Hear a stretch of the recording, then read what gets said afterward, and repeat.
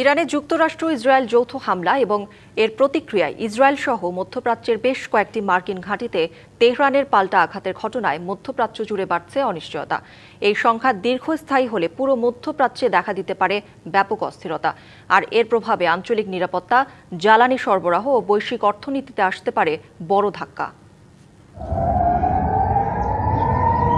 পরমাণু আলোচনা চলার মধ্যেই ইরানে যৌথ হামলা চালিয়েছে ইসরায়েল ও যুক্তরাষ্ট্র। তাদের এ হামলার পাল্টা প্রতিক্রিয়াও দিয়েছে তেহরান। বিশ্লেষকদের মতে, টানা সংঘর্ষ চলতে থাকলে তা সামরিক সংঘাতের বাইরে গিয়ে আঞ্চলিক অস্থিরতায় রূপ নিতে পারে। বিশেষ করে পারস্য উপসাগর ও হরমুজ প্রণালীতে উত্তেজনা তৈরি হলে বৈশ্বিক বাজারের জন্য আসতে পারে বড় ধাক্কা। তেলের দাম বৃদ্ধি থেকে শুরু করে শেয়ার বাজার অস্থিরতা এবং আন্তর্জাতিক বাণিজ্যে বিঘ্ন, এসবই হতে পারে সম্ভাব্য প্রভাব।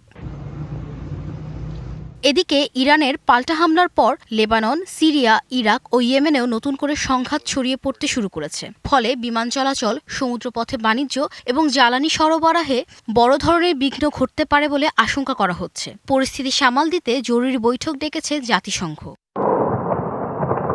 মধ্যপ্রাচ্যের ভৌগোলিক ও অর্থনৈতিক গুরুত্ব বিবেচনায় এখানে দীর্ঘস্থায়ী অস্থিরতা বৈশ্বিক প্রভাব ফেলতে পারে। বিশেষজ্ঞরা বলছেন, কূটনৈতিক প্রচেষ্টা দ্রুত কার্যকর করা না হলে উত্তেজনা আরও বাড়তে পারে। তবে এখনও পরিস্থিতি পুরোপুরি নিয়ন্ত্রণের বাইরে যায়নি, এমনটাও মনে করছেন কেউ কেউ।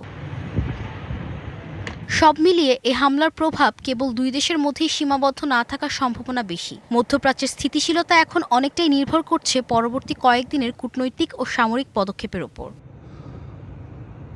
Rahnuma Farmin, DBC news desk. Niacinamide ও স্যালিসাইলিক সমৃদ্ধ লিলি ফেস ওয়াশ যা ফেসের ডেড স্কিন সেল দূর করে দেয় দ্বিগুণ ফাস্টার ব্রাইটেনিং।